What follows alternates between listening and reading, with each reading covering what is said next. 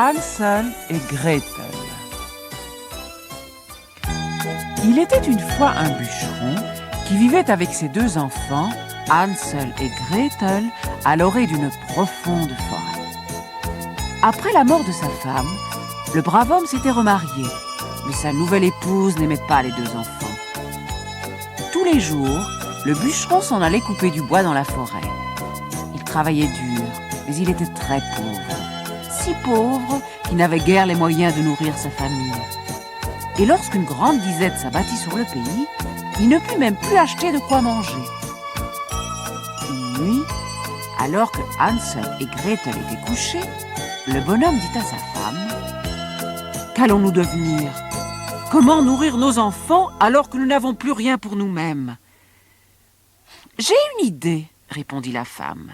« Demain, nous les conduirons tous deux au cœur de la forêt, et là, nous les abandonnerons.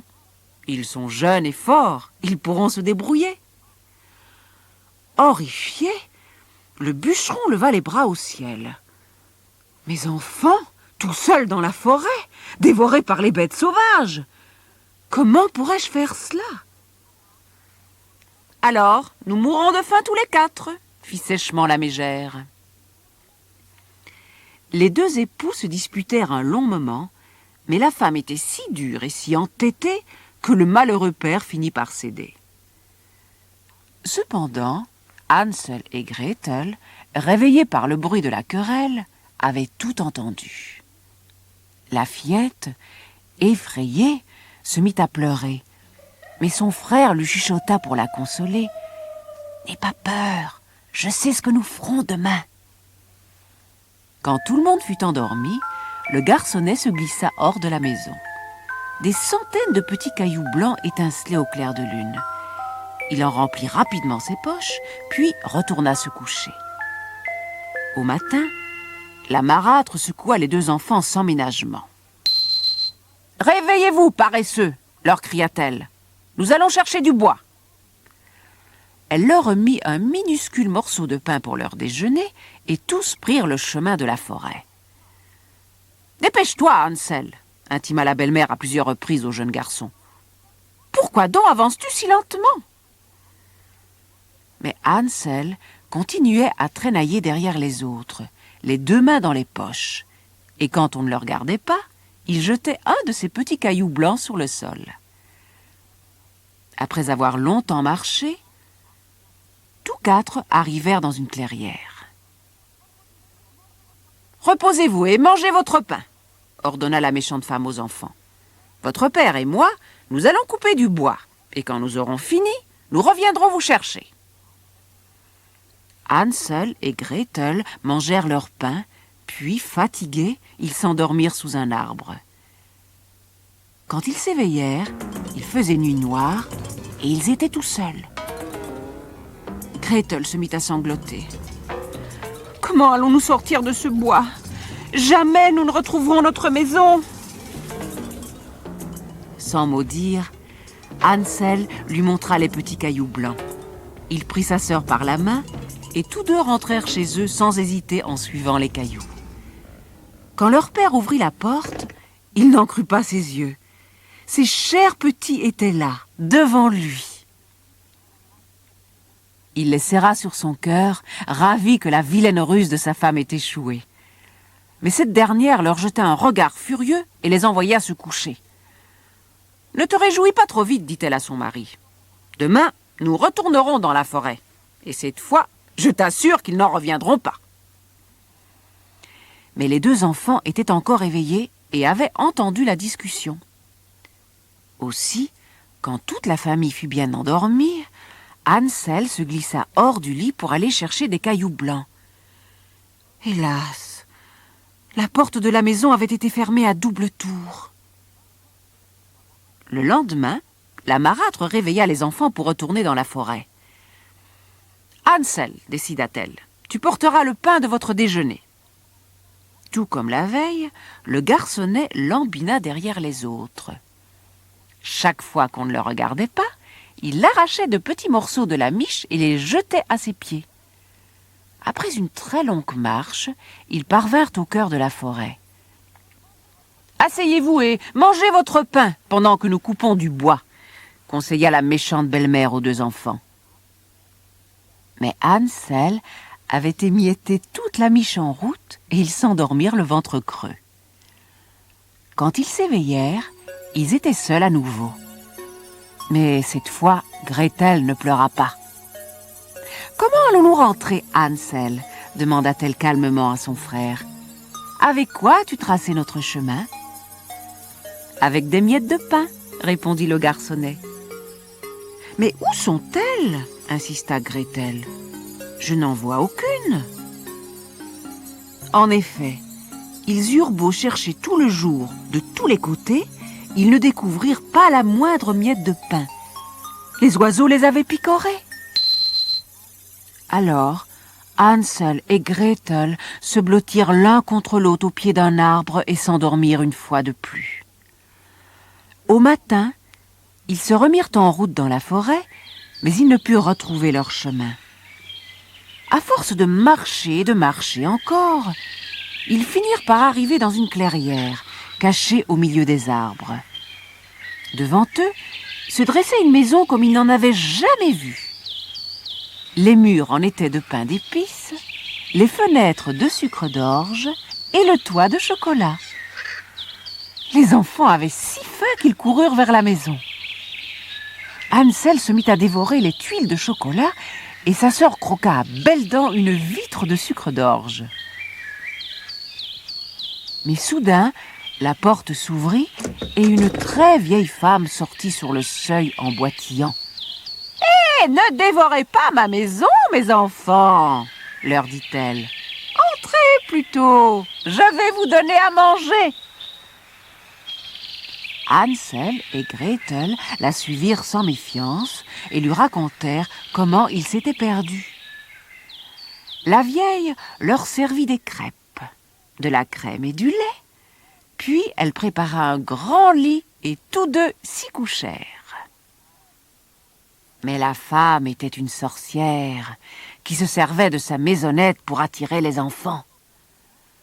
Quand elle en attrapait un, elle le tuait, le faisait cuire et le mangeait.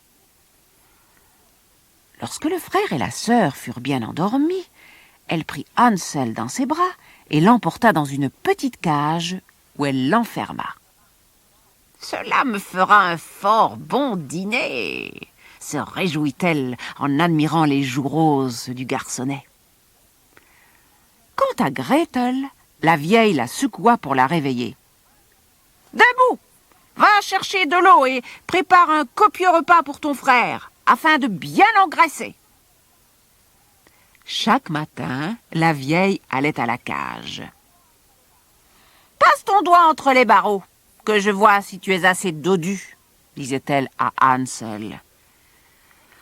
Mais celui-ci avait remarqué que la vieille voyait très mal, et tous les jours, il lui tendait au lieu de son doigt un petit os de poulet qu'il avait trouvé dans la cage. La femme le tâtait et grognait d'une voix coléreuse. « Tu es encore trop maigre, jamais je ne pourrai te faire rôtir !» Un matin pourtant, elle se décida. « Puisque tu n'es pas assez gras pour être rôti, déclara-t-elle, je vais te faire bouillir pour mon dîner. » Elle appela aussitôt Gretel. « Mets une grande marmite d'eau sur le feu. Il faut qu'elle soit vraiment très chaude. Et prépare aussi le four. Nous y cuirons du pain. » En fait, la sorcière pensait faire rôtir la petite Gretel pour la manger en même temps que son frère. « Le four est chaud, » lui dit la fillette au bout d'un moment.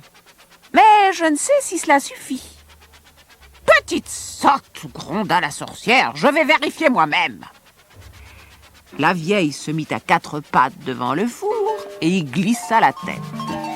Sans hésiter, Gretel l'y poussa tout entière et referma vivement la porte sur elle.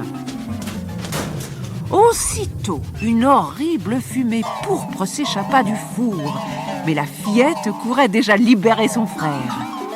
« La sorcière est morte !» cria-t-elle. « Quittons vite cette horrible maison et rentrons chez nous !» Attends un peu, lui dit Hansel.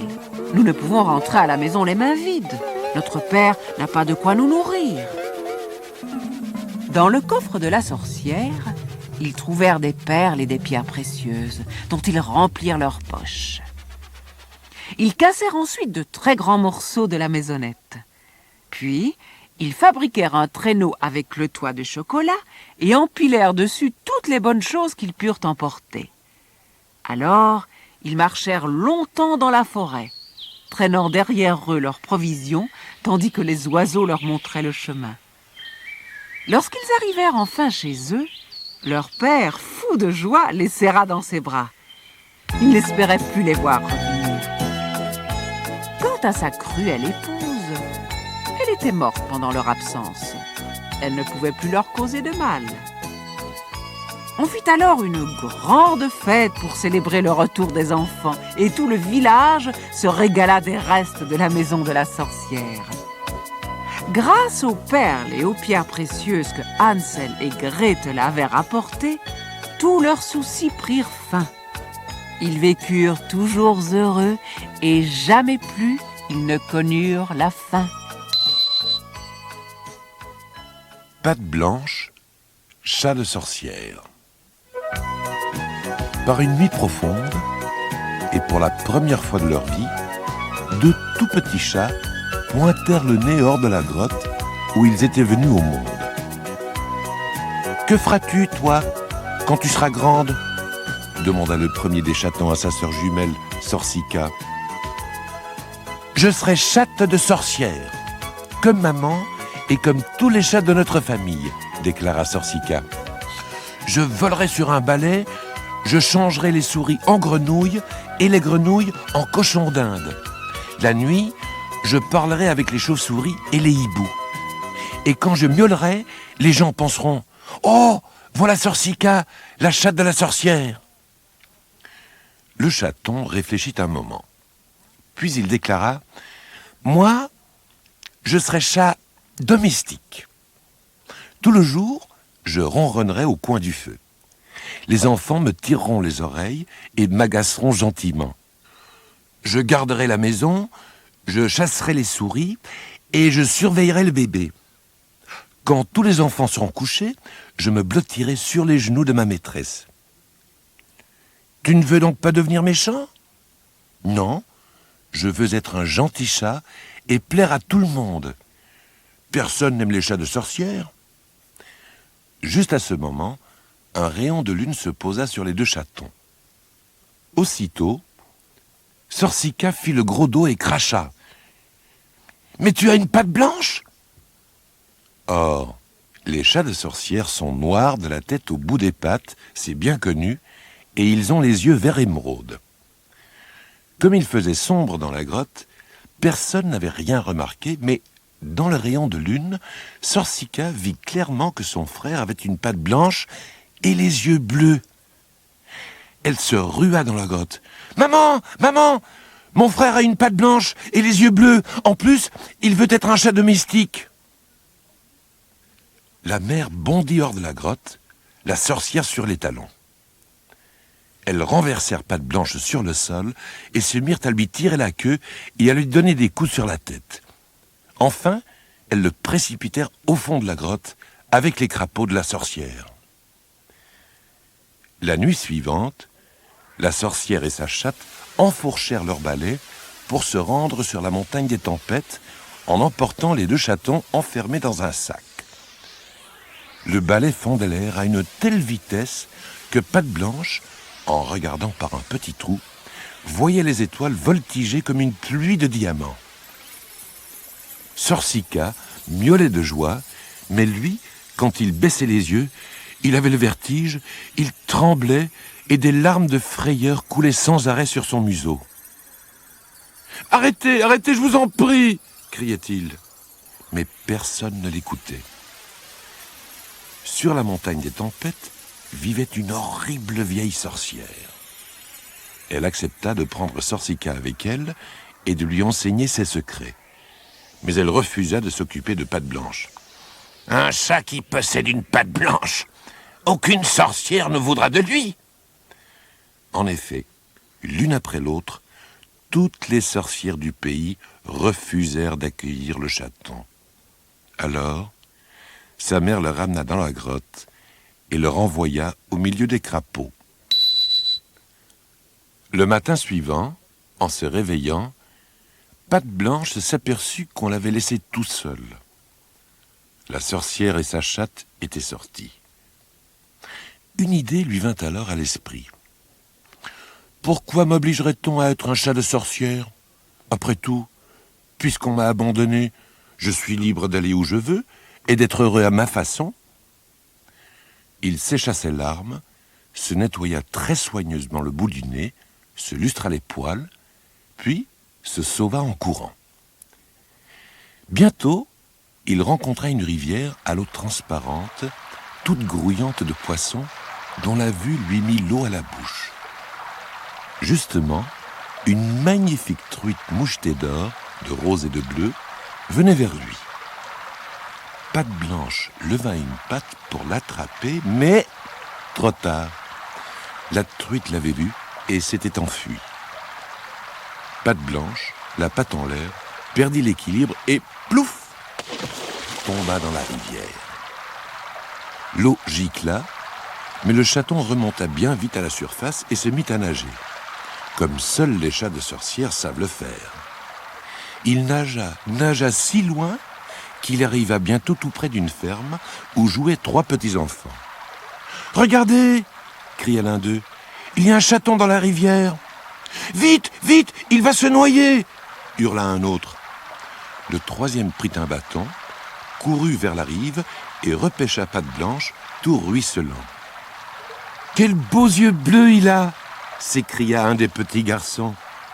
« Voyez ses pattes! Il en a 3 noires, dit la petite fille, et une blanche, s'exclamèrent-ils en chœur. Les enfants apportèrent Patte Blanche à leur mère. Ils habitaient une maison comme le chaton en avait toujours rêvé, avec un grand feu dans la cheminée et un bébé dans un berceau. « On peut dire que j'ai eu de la chance, songea-t-il, comme je vais être heureux ici. » La fermière le prit sur ses genoux et l'essuya doucement avec une serviette. « D'où viens-tu, petit chat? Que faisais-tu dans la rivière? Tu aurais pu te noyer, » lui murmura-t-elle. « Miaou !» répondit Patte Blanche plaintivement. On lui donna du lait tiède et les enfants se mirent à jouer avec lui. Or, les chats de sorcière connaissent toutes sortes de ruses et de tours. Patte Blanche fit jaillir de petites étincelles bleues de sa moustache et des étincelles rouges de ses narines. Il se rendit invisible, puis il réapparut et fit encore 1000 facéties de ce genre pour la plus grande joie des petits. Quand le fermier rentra, il vit tout, mais ne dit rien. Après le dîner, les enfants allèrent se coucher et le chaton se pelotonna dans une caisse sous la table de la cuisine où il s'endormit tandis que le feu s'éteignait lentement. Soudain, toc, toc, toc, Patte Blanche aperçut un lutin qui frappait au carreau. Il lui demanda à voix basse : « Que veux-tu » ? « Ouvre-moi la fenêtre, petit chat » pria le lutin. Patte Blanche se leva et regarda le visiteur avec méfiance. « Laisse-moi entrer » insista celui-ci de plus belle. Comme le chaton hésitait, le lutin commença à tambouriner furieusement contre la vitre. « Ah, ces chats, tous les mêmes ! Tu es bien au chaud et tu me laisses grelotter tout seul dehors, dans la nuit froide !» Alors Patte Blanche se rappela combien jadis il avait lui-même été malheureux et il courut ouvrir la fenêtre. Aussitôt, le lutin sauta dans la cuisine et se mit à courir dans tous les sens, couvrant le sol de boue et de traces de pas. « Où donc se trouve ta famille ?» demanda-t-il à Patte Blanche en lui tirant la queue. « Ma mère et la sorcière m'ont abandonné, » répondit le chaton. « Ma sœur est sur la montagne des tempêtes, j'ignore comment elles vont. »« Oh oh !» ricana le lutin. « Tu es donc un chat de sorcière ? Non, plus maintenant. Depuis cet après-midi, je suis devenu un chat domestique. Le lutin éclata de rire et exécuta une cabriole. Il bouscula le fauteuil et fit tomber le tricot de la fermière, dont la laine s'entortilla autour des pieds de la table. « Fais donc attention !» s'écria Patte Blanche en essayant de rattraper les mailles de l'ouvrage. Le lutin s'engouffra alors dans le garde-manger et n'en ressortit qu'après en avoir saccagé tout le contenu et avalé ce qui lui plaisait. Eh bien, bonne nuit, petit chat de sorcière !» ricana-t-il en sautant par la fenêtre. Patte Blanche, soulagée, regagna sa caisse et se rendormit. Mais le lendemain matin, quand elle descendit dans la cuisine, la fermière trouva son tricot tout emmêlé, le garde-manger dévasté et tous les objets sans dessus-dessous. Sur le sol était écrit en lettres blanches « Patte Blanche est un chat de sorcière ». « Regarde-moi cela !»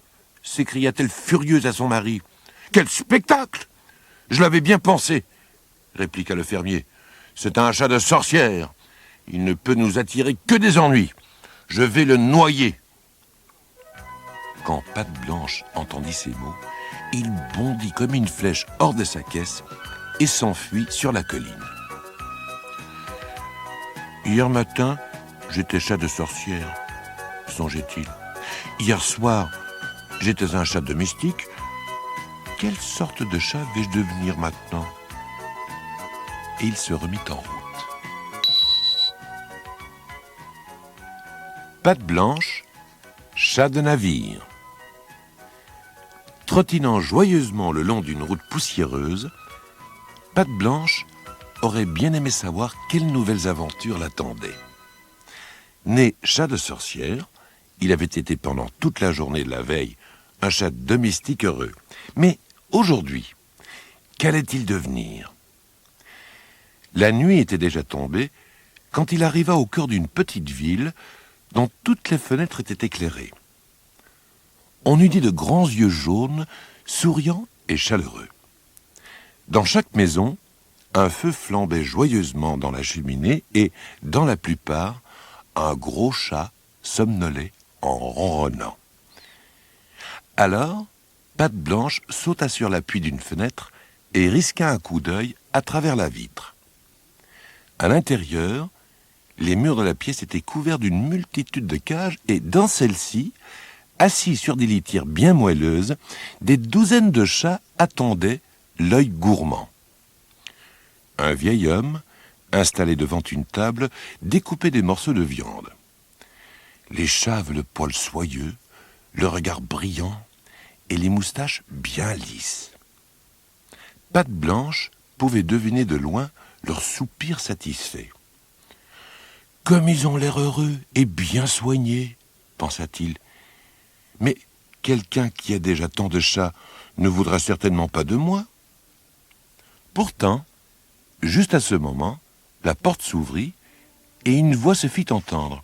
« Minou, Minou, Minou, viens ici, joli Minou !» Patte Blanche se laissa soulever par le vieux monsieur, qui le prit dans ses bras, le caressa, puis le déposa dans une cage.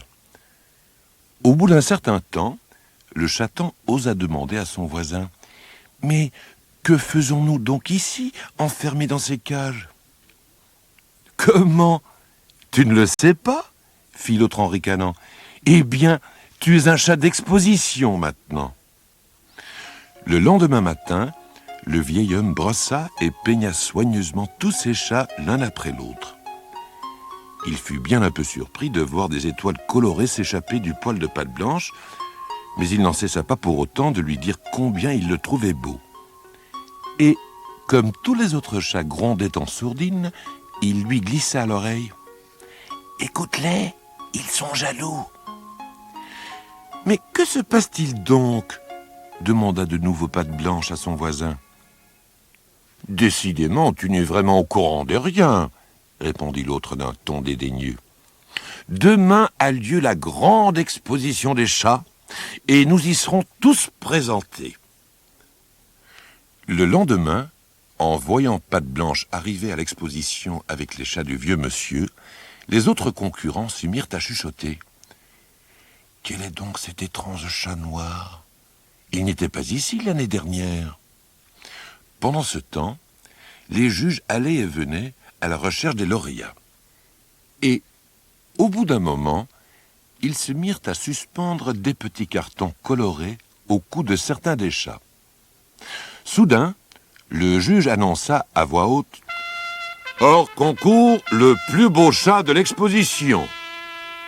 Et il accrocha une cocarde rose au cou de Patte Blanche. Il y eut un bref silence, puis, subitement, tous les chats se mirent à miauler et à cracher. Un grondement violent s'éleva de l'exposition, et on n'entendit bientôt plus que cette phrase, circulant de cage en cage, « Ce Patte Blanche est un chat de sorcière !» Les juges pâlirent, et le pauvre Patte Blanche alla se recroqueviller au fond de sa cage, tout tremblant. « Je m'en fiche, moi, de ce prix, » pensait-il. « La seule chose que je voulais, c'était une maison. Pourquoi donc suis-je né chat de sorcière ?» Le vieux monsieur, quant à lui, se vit expulsé de l'exposition avec tous ses pensionnaires. Alors, furieux, il ouvrit la cage de Patte Blanche et le jeta sur la route en l'injuriant. « Va-t'en, misérable créature !»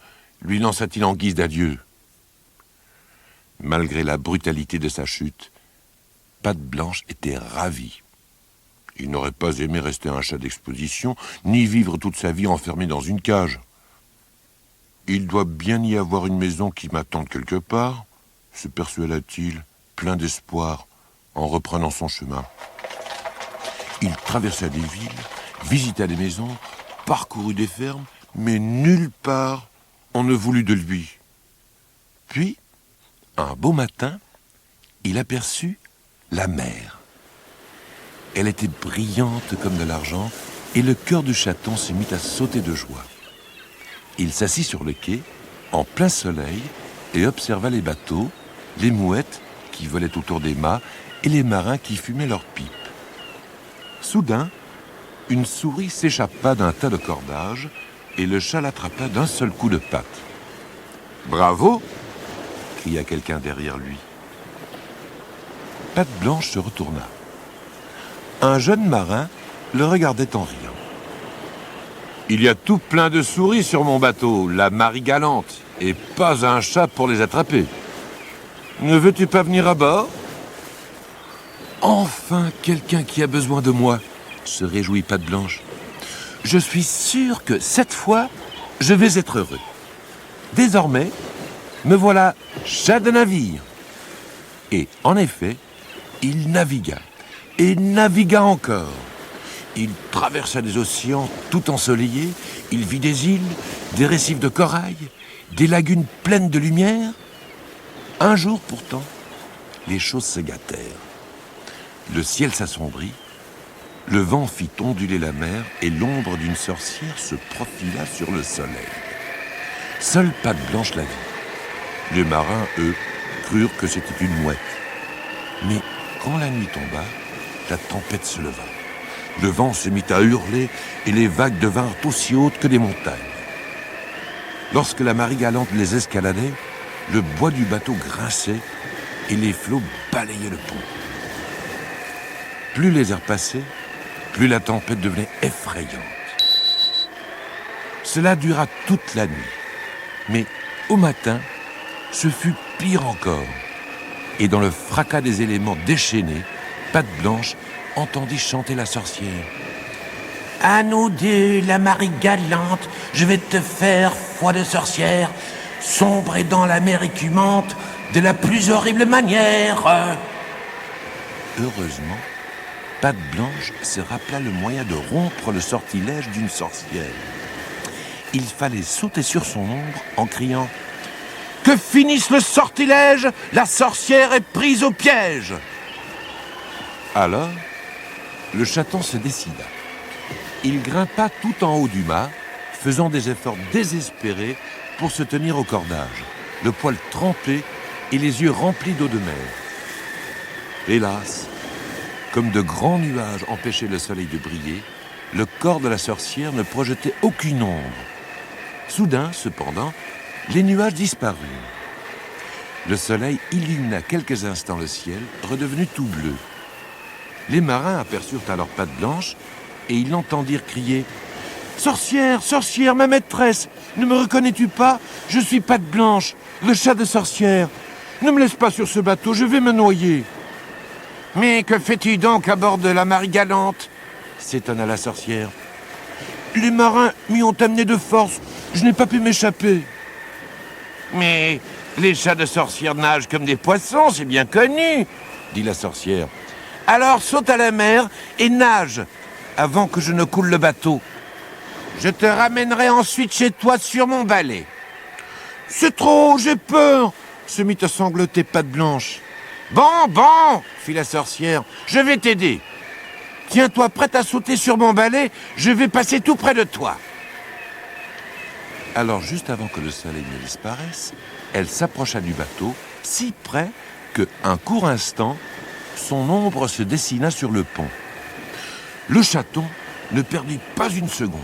Il bondit, non pas sur le balai, mais sur l'ombre de la sorcière, en scandant le plus fort qu'il put la formule magique. La sorcière hurla de rage, mais elle disparut, avalée par le vent. Aussitôt, le calme revint sur la mer. La Marie-Galante était sauvée. Les marins n'y comprenaient rien. Ils chuchotaient entre eux. « Avez-vous vu? Ce n'était pas une mouette, c'était une sorcière. Et il lui parlait, j'en suis sûr, je l'ai entendu. Il lui a dit qu'il était un chat de sorcière. » Tous regardaient Patte Blanche avec horreur. Et plus aucun d'entre eux ne voulait le toucher ni le caresser. Alors, le chaton s'assit tristement sur le pont. À midi, le capitaine du navire vint vers lui et lui expliqua « Je crains bien que nous ne soyons obligés de nous séparer, Patte Blanche. Un chat de sorcière porte malheur à bord d'un bateau et mes hommes ne veulent plus rien faire tant que tu seras là. » Patte Blanche lui répondit qu'il comprenait très bien et le capitaine lui-même le ramena à terre où le chaton reprit courageusement la route en songeant « Un jour viendra, j'en suis sûr, où quelqu'un voudra bien de moi et me gardera. »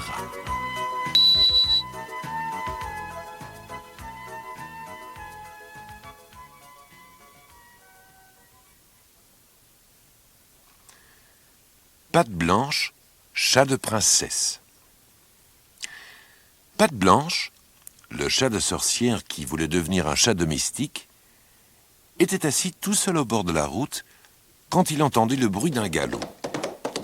Un superbe cheval noir apparut, monté par un jeune chevalier qui semblait fort triste. Il s'arrêta devant le chaton. « Bonjour, petit chat, dit-il. Que fais-tu là tout seul ? Si tu n'as pas de maison, pourquoi ne viendrais-tu pas avec moi ? Allons, saute sur mon cheval. » Tandis qu'il galopait sur la route, le chevalier confia à Patte Blanche la raison de son chagrin.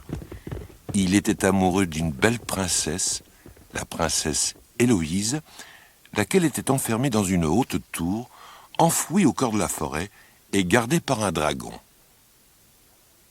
Le roi, son père, attendait pour la délivrer qu'elle veuille bien se choisir un époux. Or, la princesse Héloïse avait 2 prétendants. Le chevalier, qui avait recueilli Patte Blanche, et un méchant baron noir qui habitait un château du voisinage. Mais la princesse tardait à se décider. Elle avait seulement promis d'épouser celui qui lui offrirait un cadeau que l'autre ne parviendrait pas à deviner. Chaque jour, le chevalier et le baron apportaient à la jeune princesse de très somptueux présents. Mais chaque fois, le chevalier devinait le cadeau du baron et le baron devinait le cadeau du chevalier. Aussi le chevalier, en voyant Patte Blanche, avait-il décidé de l'offrir à la princesse. Quand ils arrivèrent devant la tour, le chaton eut très peur du dragon. Mais celui-ci, très vieux et paresseux, se contenta d'ouvrir un œil, puis de le refermer. Rosabelle, la servante de la princesse Héloïse, leur ouvrit la porte. La princesse est-elle seule, s'enquit le chevalier. « Oui, messire chevalier, le baron est passé il y a 1 heure. Il lui a donné le plus beau jeu d'échecs que j'ai jamais vu. » Patte Blanche comprit ainsi comment chacun des 2 prétendants devinait si facilement le cadeau offert par son rival. La princesse était assise à son rouet, tout en haut de la tour. « Oh, quel adorable petit chat !» s'écria-t-elle en voyant entrer Patte Blanche. Celui-ci sauta sur ses genoux et se mit à ronronner aimablement. La princesse, toute joyeuse, remercia vivement le chevalier. « Que je suis heureuse de t'avoir, petit chat !» murmura-t-elle quand elle fut seule avec Patte Blanche. « Je n'ai personne à qui parler, à part ma servante Rosabelle et le vieux dragon. Mon père m'a enfermée ici et me presse de choisir un mari, mais je n'aime ni le chevalier ni le méchant baron. Je suis amoureuse d'un jeune seigneur. Hélas, il est parti pour la guerre et je ne sais s'il reviendra. » Ce soir-là, la princesse joua sur sa harpe une triste mélodie, puis elle pleura. « Si mon seigneur ne revient pas, je serai obligée d'épouser le chevalier, » confia-t-elle à Patte Blanche. « Il est bien gentil, mais il ne me plaît pas, et je le trouve ennuyeux. » Le chaton ronronna tant qu'il put pour la consoler. Comme il se sentait heureux tout d'un coup, peut-être allait-il rester chat de princesse? Le lendemain matin, la princesse Héloïse regardait par la fenêtre quand elle vit venir le baron. « Va lui ouvrir la porte, » ordonna-t-elle à Rosabelle, « et surtout, ne lui révèle pas le cadeau que m'a fait le chevalier. » Mais Patte Blanche savait que Rosabelle n'arriverait pas à garder le secret. Aussi, il la suivit dans l'escalier et lui souffla dans l'oreille. « Si tu parles de moi au baron, je t'agriffe, je te change en pain d'épices et je te donne à manger au dragon. » Rosabelle, terrifiée, fit entrer le baron et ne dit mot du cadeau du chevalier. Le prétendant, de fort mauvaise humeur, demanda alors à la princesse « Le chevalier vous a-t-il offert un couple de pigeons ?»« Pas du tout, » répondit la princesse. « Et si vous n'avez pas trouvé dans 2 jours, j'épouserai le chevalier. » Le lendemain, le baron revint et remit 5 pièces d'or à Rosabelle pour qu'elle lui révèle le cadeau du chevalier. Mais la servante éclata en sanglots. « Je ne puis vous dire ce que c'est, » renifla-t-elle. « Si je parle, ce cadeau-là va me griffer, me transformer en pain d'épices et me donner en pâture au dragon. »« Oh, c'est un chat !» s'exclama le baron. « Un chat de sorcière !» Et il s'élança dans l'escalier de la tour. Mais le chevalier, qui arrivait à cet instant, courut derrière lui. « J'ai tout deviné, c'est un chat de sorcière !» cria le baron à la princesse. « Il n'a pas deviné, mais Rosabelle a parlé !» rétorqua le chevalier. « Princesse, acceptez-vous de m'épouser ?»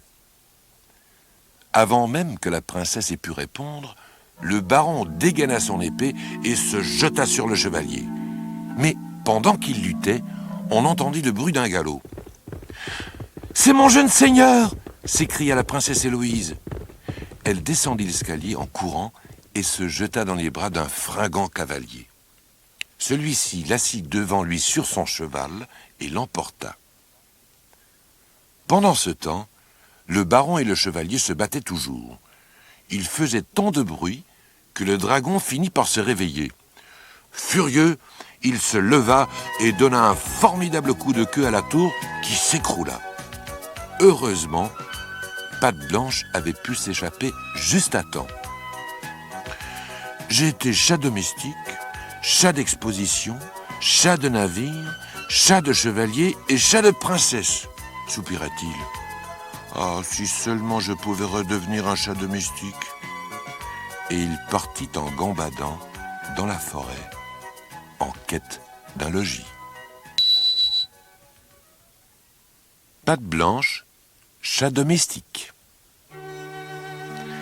Patte Blanche avait bien failli devenir un chat de princesse, mais il était à nouveau tout seul. Il trottinait dans la forêt sombre et silencieuse, à la recherche d'un nouveau foyer où l'on voudrait bien de lui, quand il aperçut un vieil homme chargé d'un lourd fagot. Soulagé de n'être plus seul, il le suivit silencieusement jusqu'à sa maison. Le vieil homme posa ses bûches devant la porte et fut tout étonné de découvrir Patte Blanche. « Que fais-tu là, petit chat? Tu as faim peut-être? Je vais te donner un peu de lait. » Il ouvrit la porte. Cette fois, ce fut au tour de Patte Blanche d'être surpris. Rosabelle, la servante de la princesse Héloïse, se trouvait dans la cuisine. Après que la tour fut écroulée, elle s'était réfugiée dans cette maisonnette, car le vieux bûcheron était son grand-père. « Rosabelle !» gronda le vieil homme. « Que fais-tu là? Tu devrais être auprès de ta maîtresse, dans la tour. » La jeune fille ouvrit la bouche pour répondre, mais poussa un hurlement en reconnaissant Patte Blanche. « Chasse-le !» cria-t-elle à son grand-père. « C'est un chat de sorcière! C'est à cause de lui que la tour de la princesse est écroulée. » Cependant, le vieil homme refusa de l'écouter. Comment un petit chat aussi mignon pourrait-il leur faire du mal?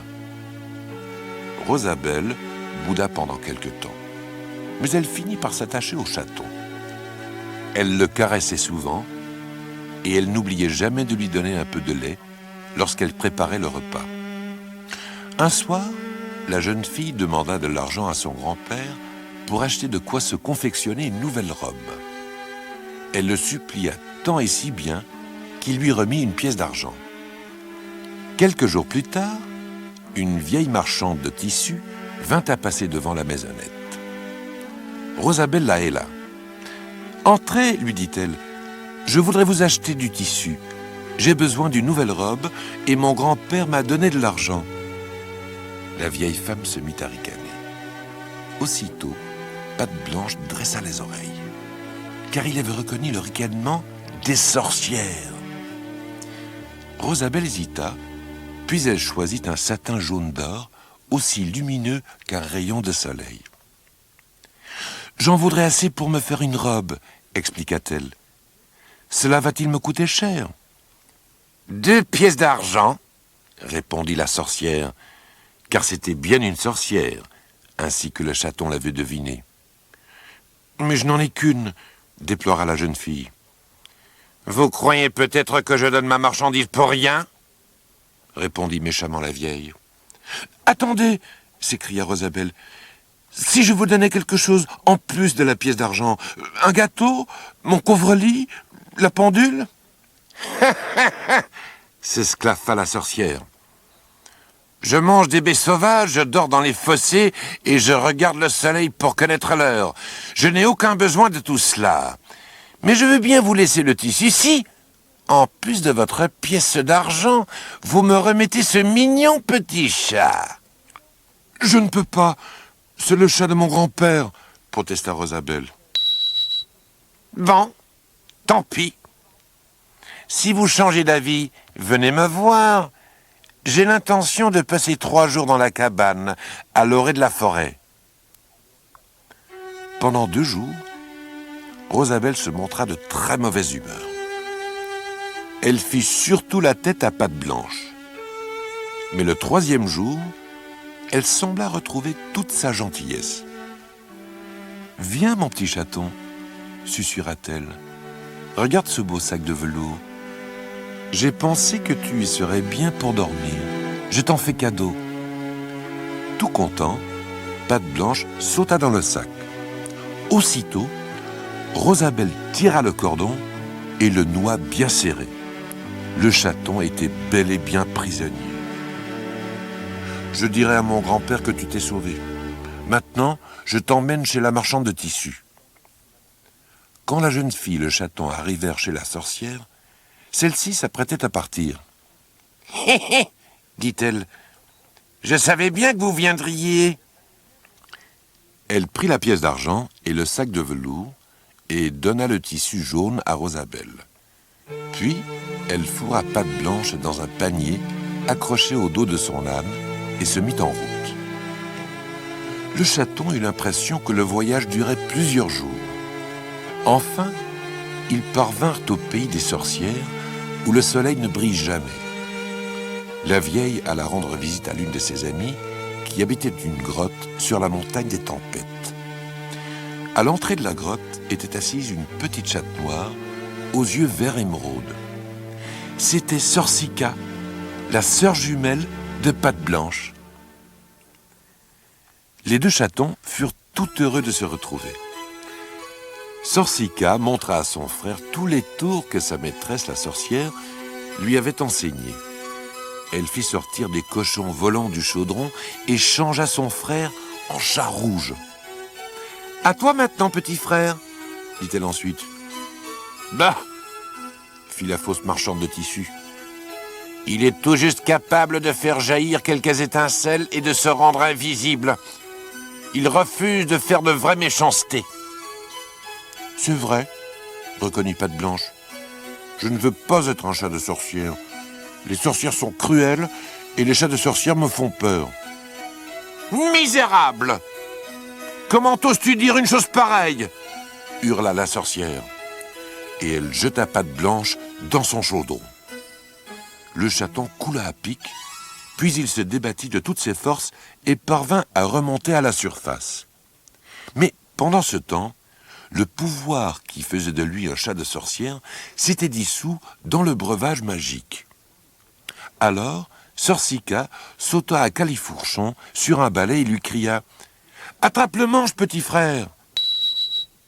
Notre histoire continue sur la seconde face de cette cassette.